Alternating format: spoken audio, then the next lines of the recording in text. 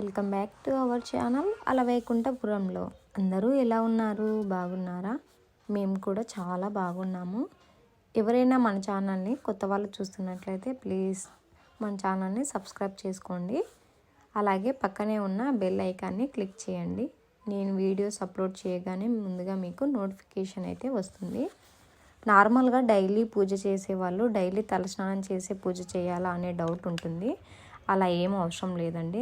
తలస్నానం non veg తిన్న మరుసటి రోజు, పీరియడ్స్ అయిపోయిన తర్వాత, ఇంకా భార్యాభర్తలు ఉన్న తర్వాత నెక్స్ట్ డే తలస్నానం చేసి ఇల్లు క్లీన్ చేసుకొని పూజ చేస్తే సరిపోతుందండి. ఇక నేను నా పీరియడ్స్ కంప్లీట్ అయ్యాక ఇల్లంతా నీట్గా క్లీన్ చేసుకొని పూజ చేసుకుంటాను. మంత్లీ 1 టైం అయినా ఇలా పూజా మందిరం మొత్తం కాలిన్ వేసి నీట్గా క్లీన్ చేసుకుంటాను.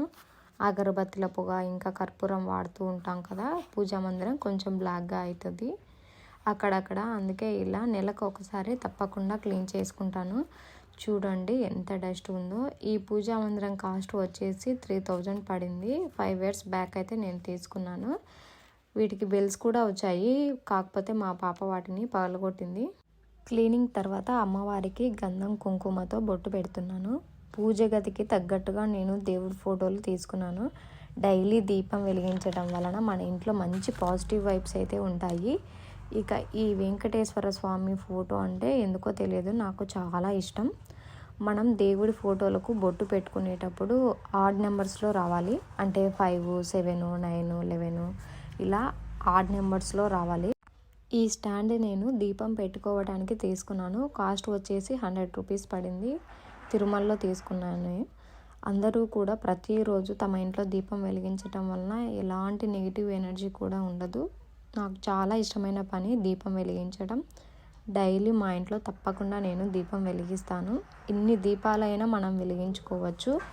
నాకు ఎక్కువ దీపాలు వెలుగుతూ ఉంటే చాలా ఇష్టం. అందుకే నేను ఎక్కువ దీపాలను మా ఇంట్లో వెలిగిస్తూ ఉంటాను. శనివారం రోజు వెంకటేశ్వర స్వామి దీపం ఇంకా వెండి కుందులను వెలిగించుకున్నాను. దీపం ఎప్పుడూ కూడా తూర్పు వైపు కానీ ఉత్తరం వైపు కానీ చూస్తూ ఉండాలి. ధూపం కూడా నేను ప్రతిరోజు వేసుకుంటాను.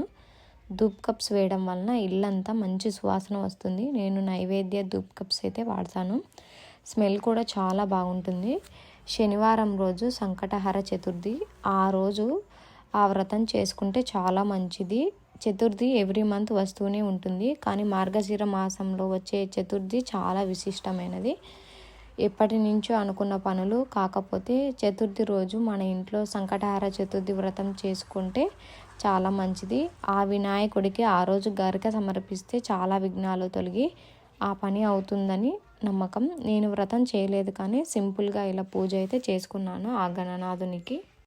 వ్రతానికి పసుపుతో ముద్ద రెడీ చేసుకోవాలి. గణనాథునికి కుంకుమ బొట్టు పెట్టుకోవాలి. వినాయకుడి విగ్రహం ఉన్నవాళ్ళు వినాయకుడి విగ్రహం పెట్టి కూడా పూజించుకోవచ్చు. పువ్వులతో ఇలా అందంగా అలంకరించుకున్నాను. వ్రతం చేసేవాళ్ళు గణపతిని ప్రార్థించి 108 సార్లు గణపతి స్తోత్రం పారాయణం చేయాలి. వ్రతం రోజు ఉపవాసం ఉండాలి. సాయంత్రం స్వామివారిని షోడశోపచారాలతో పూజించాలి. గరిక, బిల్వపత్రం, తెల్ల జిల్లేడు పువ్వులతో ఆయనను పూజించుకోవచ్చు. ఆ రోజంతా గణనాథుని జపిస్తూ ఉండాలి. స్వామివారికి బెల్లం కానీ కుడుములను కానీ నైవేద్యంగా సమర్పించవచ్చు. పూజ పూర్తయిన తర్వాత స్వామివారిని చెట్టు మొదట్లో కానీ పారే నీటిలో కానీ వేసుకోవాలి. ఇంకో ముఖ్య విషయం ఏమిటంటే ఈ వ్రతాన్ని 3 నెలలు కానీ 5 నెలలు కానీ ఇలా 11 నెలలు కానీ 21 నెలలు కానీ చేసుకోవాలి. పూజ పూర్తి అయిన తర్వాత స్వామివారికి హారతి ఇచ్చాను. మనసులో మాకు ఉన్నటువంటి విఘ్నాలు అన్నీ తొలగిపోవాలని ఆ స్వామివారిని కోరుకున్నాను.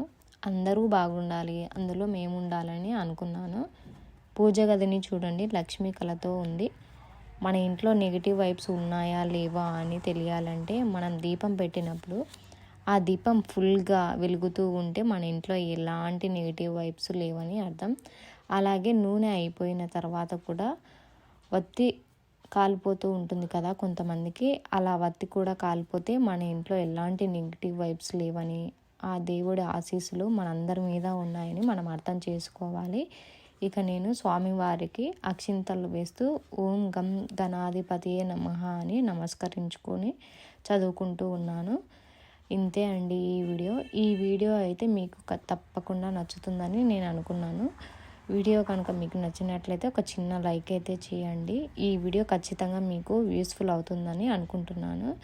వీడియో ఎలా ఉందో తప్పకుండా నాకు కమెంట్ చేయండి. Thank you for your watching. Bye.